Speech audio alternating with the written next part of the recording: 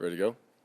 Okay. First thing I mentioned after the game, but just an impressive 48 hours to get that game planned and prepared by the people in Florida, and then it had 50,000 people there. So obviously this week, first game at home, we got 5 days. It's been planned, scheduled. All right, 37,000 people on Friday night. So we're expecting that, and we're looking forward to playing at home, being here and getting on the blue and letting our guys get out there and play a really good football team in Marshall. Got a chance to watch them a little bit in their game, and this group of guys, just from watching them in the past, historically very tough, physical. Head coach does a great job getting these guys ready week in and week out, and that's our focus right now. We're on to Marshall. Everything has been about this game and playing on a short week, getting ourselves prepared for that. As far as this week goes, too, it's kind of a special week. It is a special week. And Paul Reyna, 20 years for the team back in 1999 that he was a part of, the team that won really that first Division I championship, that first bowl game. And his mom, Carolyn, will be back at this game as an honorary captain, and 3 of his siblings will be there as well. So the whole week we'll walk by that picture of Paul, and we'll get a chance to have everybody on this football team be a part of something special.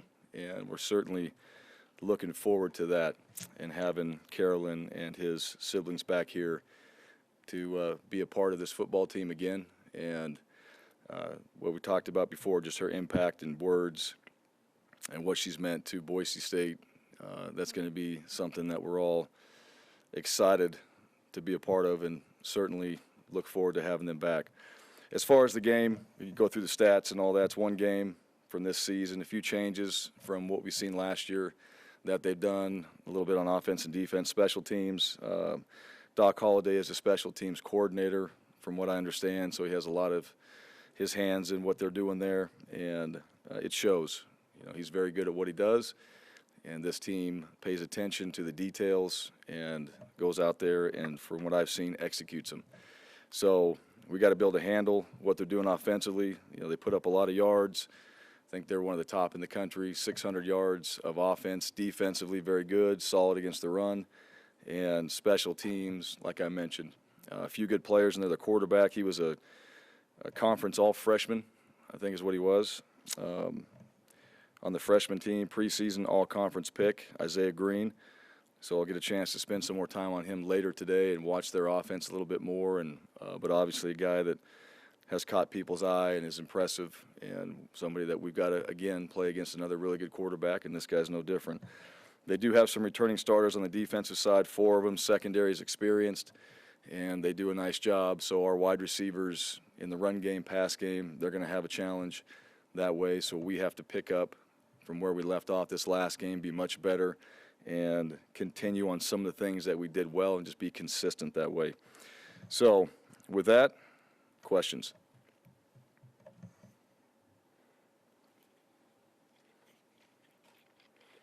I just had kind of a procedural question. You guys had 2 number 7s out there for one of the kick returns, I think it was. How does that happen, I guess, and who's that fall on? How it happens. It's just stupid on our part. So you made your point. It's just a stupid mistake.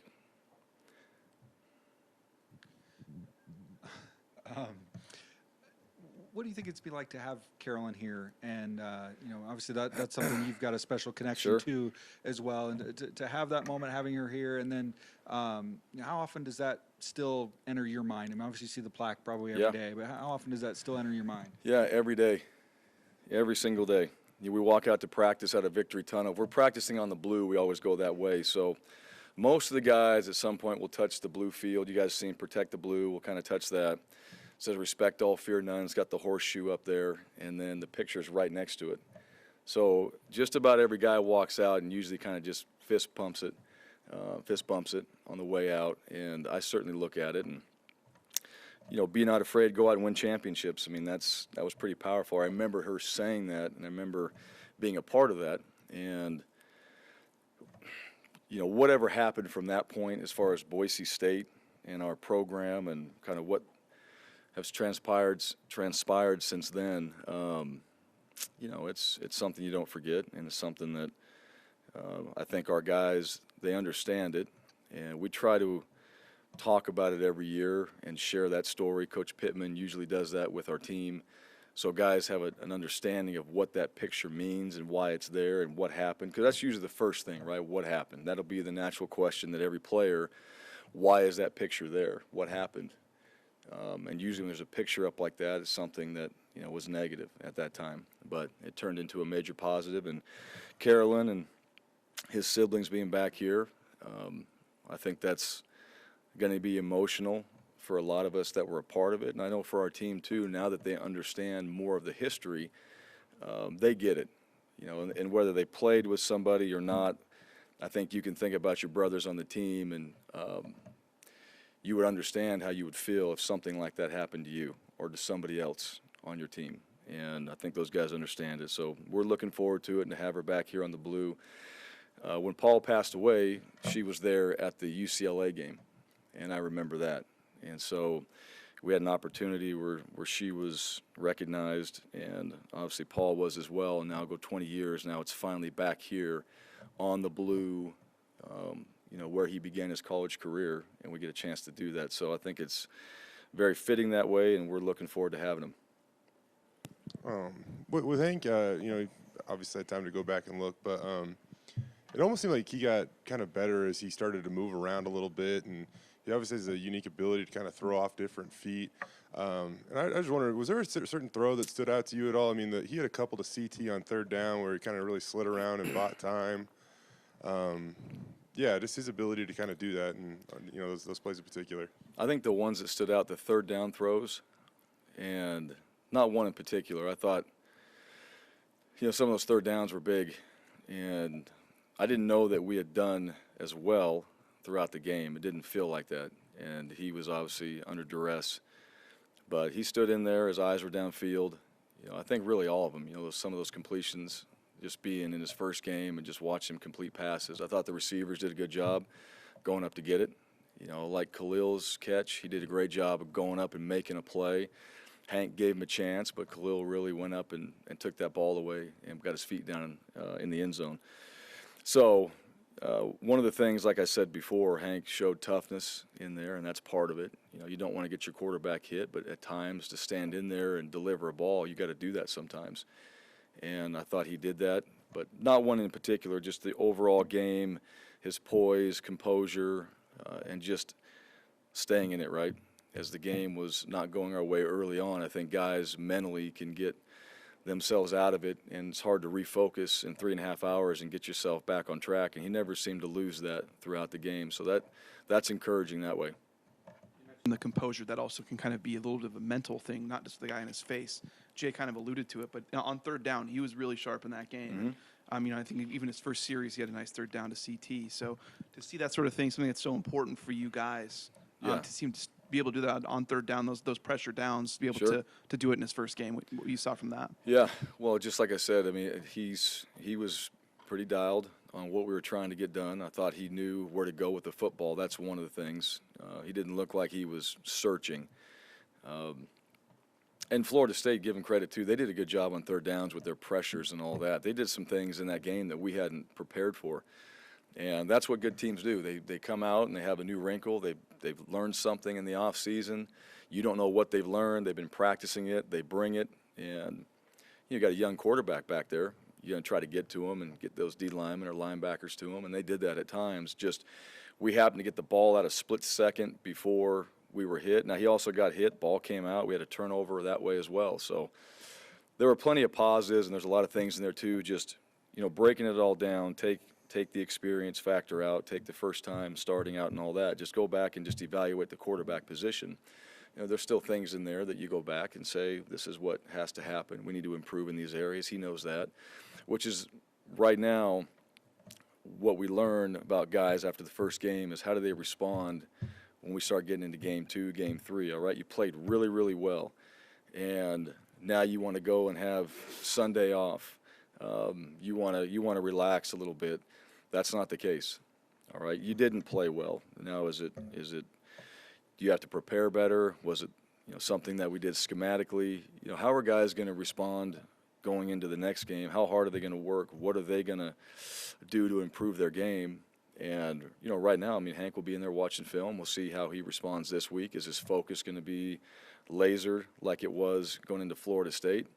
Is it going to be like that for all of our guys? And we'll find out, because there was a lot of hype from this last game, and there can be a major hangover because of that. Everybody's on their phone. They want to just see how many times that their name gets retweeted, and they want to see the pictures that Boise State football puts out there, because we're trying to promote our program, but then they're retweeting it and they're paying attention to that. And so now you're not watching as much film, and you're just thinking about, all right, what an awesome game we just played in, and that's one game, and you still have this whole entire season. So if everything banks off one game, we might as well just quit right now and not play anymore and just ride the lightning, I guess, for lack of a better term.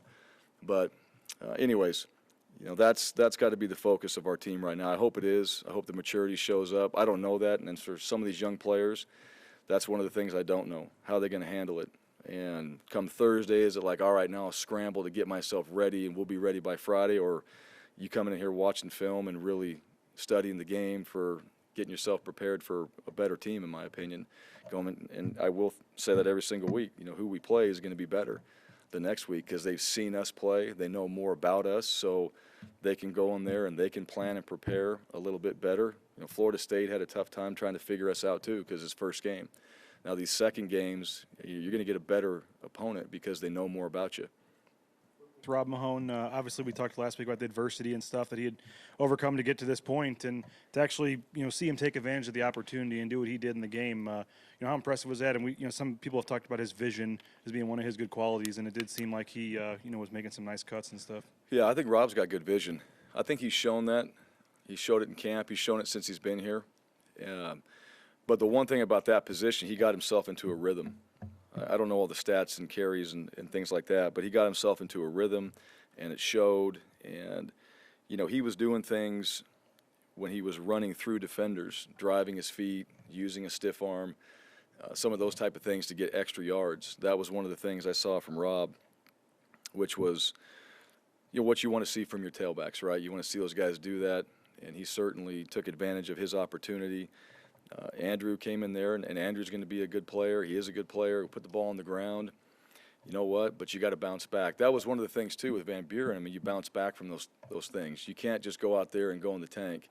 And then we had George Halani come in, and you guys got a chance to see him. And I think George is going to keep getting better and better, and he's versatile, and we can throw him the ball and do some different things. So those three guys really stepped up, stood out. We got to take care of the football. And those guys understand it, but Rob was out there, and he's playing on special teams too, so it's not like he's just playing tailback. He's on special teams. We had a lot of guys out there on teams that were starters, and I know they were gassed, and I know that it was hard and hot, what they were pushing through, but those guys did it, and they found ways to get back out there on O&D and still execute. You started to hint at it there for a second, but I was curious to know what adjustments have you asked Hank to make after seeing him play for that first time and watching the film? Nothing really at this point. It's nothing that we haven't already been talking about. There's things at the quarterback position, there's some things mechanically that you're always working on. There's things footwork-wise that you're always working on. There's things leading up to the game and your preparation habits that you're always working on. Excuse me. And I wouldn't say that there's one particular thing from the game where it's like now, we have to change this. It's just all those same factors that we got to tweak a little bit so we find better ways to practice it, and those will show up in the Marshall game. Taking care of the football, that's always one. Every quarterback, if we have a turnover, you go back, evaluate what was the thought process. Was it pressure? Was it poor decision? Was it scheme? Or sometimes, hey, they just got us on this particular play. They played it really well. There was a few of those things in there. And so it's more about him understanding, all right, what did actually happen, and going back and just analyzing it so we can use that information moving forward. At Marshall, give us kind of a Cliff Notes, what you expect to see from them offensively, defensively. What are their strengths? Well, I think we'll see a lot of 11 personnel on the offensive side. They do run the ball, and they will take shots, so we got to do a good job in the back end. So anytime a team will run it and, they got the ability to throw the ball down the field, that's just putting more on your safeties and corners because you want to stop the run. You want to be effective that way. But they put quite a few yards up. It's a little bit hard to tell just because in that first game, they did well. They did well, and some of the things you see from last season to this season, there's some changes in there. But personnel-wise, I like them. I think they've got talented players, and they've got really good team speed from that standpoint. Defensively, a little bit of a question mark there. What are we going to see? Are we going to see, what they played before? Are we going to see what the new defensive coordinator has done? Are we going to see what they did in the last game? There's still some question marks that way.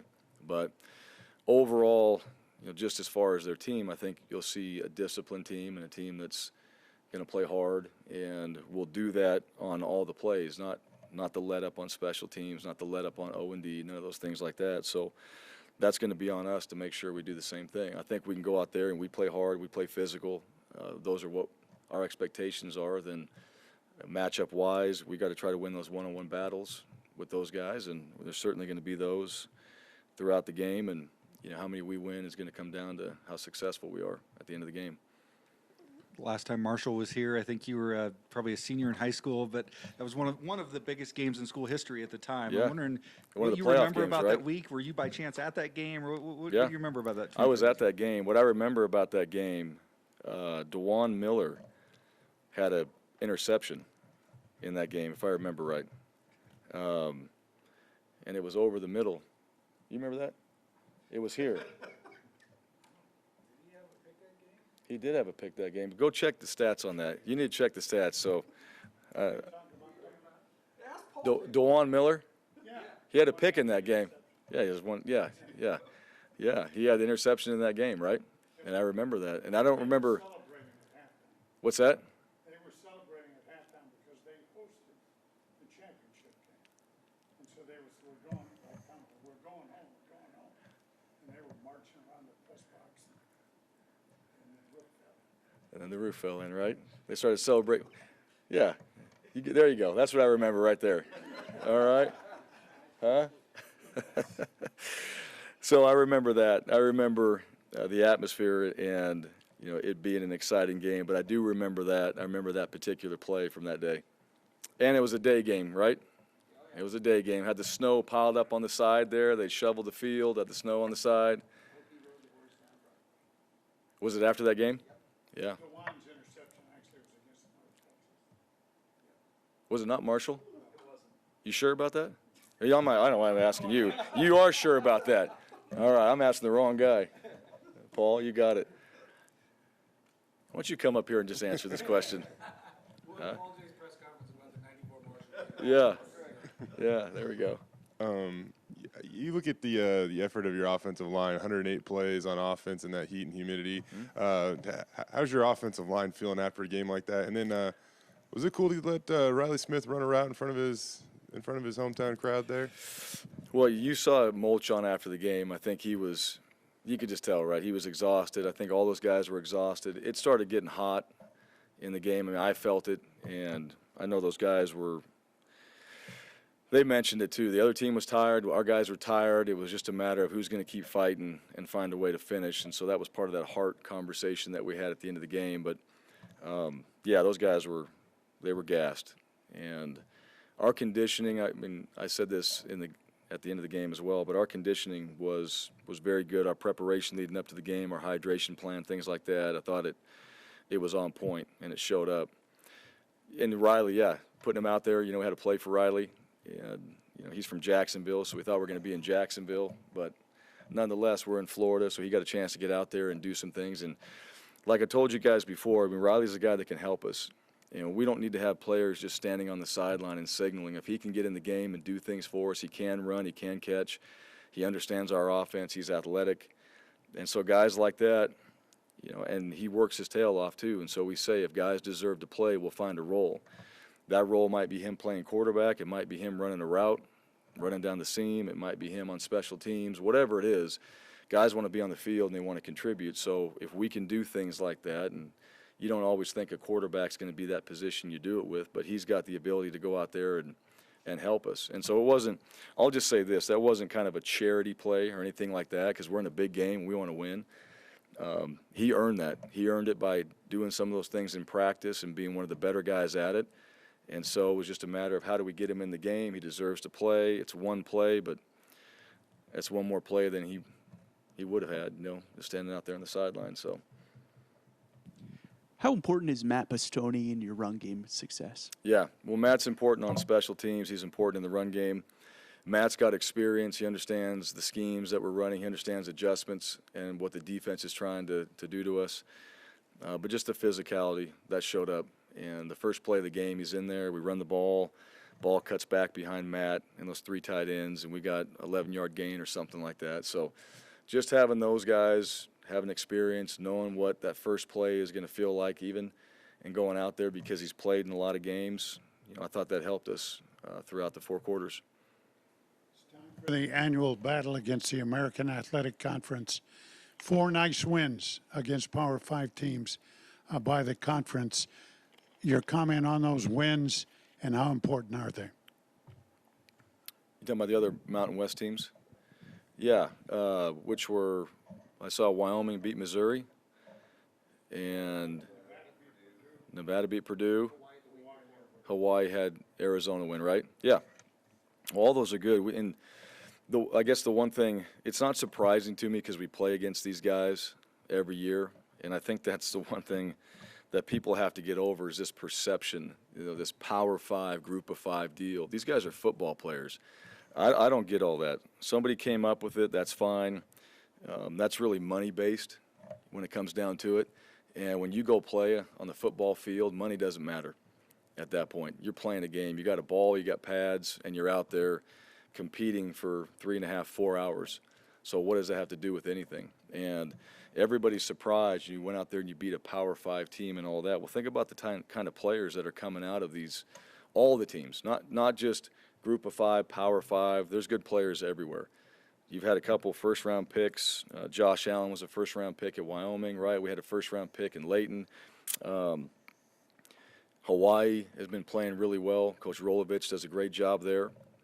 And so, in Nevada, Purdue's a good football team. I've watched them, and I've seen what they've done. So for Nevada to go play that well, that's exciting for those guys, exciting for our league.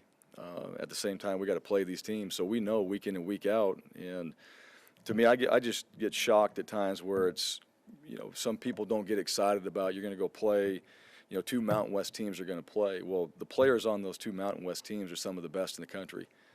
And then all of a sudden they're on NFL teams, and it's like, wow, those guys are some of the best players in the country in the NFL. And it's like, yeah, they've been here the whole time. And so I'm not surprised. Wyoming talked about having a team that was going to be better. And Coach Bull, we know what he's done in his coaching career. So that doesn't surprise me one bit.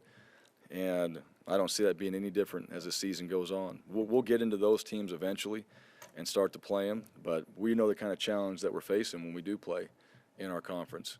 And, I'm not surprised. I'm not surprised that those teams walked out of there with wins, and I think everybody else is. And I just think people have to get over that at some point. That's why you play the game. And there's really good teams in this conference, and we'll see how when it's all said and done, we'll see how the year goes, right? And what all the teams do. But right now, that was a really good week for the Mountain West, and I know our commissioner's excited, and the teams, we know each other as coaches. We spend a lot of time with each other, so you get excited, except for when you have to go play them. But you get excited for those teams, and, at some point we'll face each other, and we'll get a chance to compete. Bit of a 1A and 1B question. Any update on DeAndre and John Ojukwu? And then with John leaving the game, moved Molchon to right tackle, and Jake Stetsis came to screaming in there and just played the whole game after that. I want to see what you saw, being able to adapt with an injury like that. Yeah, well, you're right. We did make that change, and Stetsy came in there, and he was excited, so he was probably streaking on the field there, which was good. But not season-ending injuries, so you guys kind of know the policy on that. It's not our style. We're not going to talk about anything other than season-ending. So we'll see where those guys are at. And I think that's important, too. And so you guys understand it. This is this is really our family. This is how we do things. It's important that my opinion doesn't affect anything on the recovery of these players, because we've all seen guys come back from injuries and go out there in a lot of sports, all right, and a lot of athletes, male and female, come back from injuries faster. And I certainly don't want to put an opinion on somebody's timeline. If they're season ending, I'll tell you guys. If they're not, then these guys have a chance to recover. And I don't know. I can tell you one thing, and they show up, and all of a sudden game day they're ready to play. You know, we had a couple guys, I won't mention who, but a couple guys that we were very questionable on playing in this game, and on game day they were ready to play, and they played outstanding. So I don't know. You know, I don't know what to tell you on those things, but you know, that's just not our style. We'll talk about season ending, and I hope you guys can appreciate that, of just how we do it, and we'll be consistent that way, and it'll be that way throughout the rest of the season. Oh. He did do well.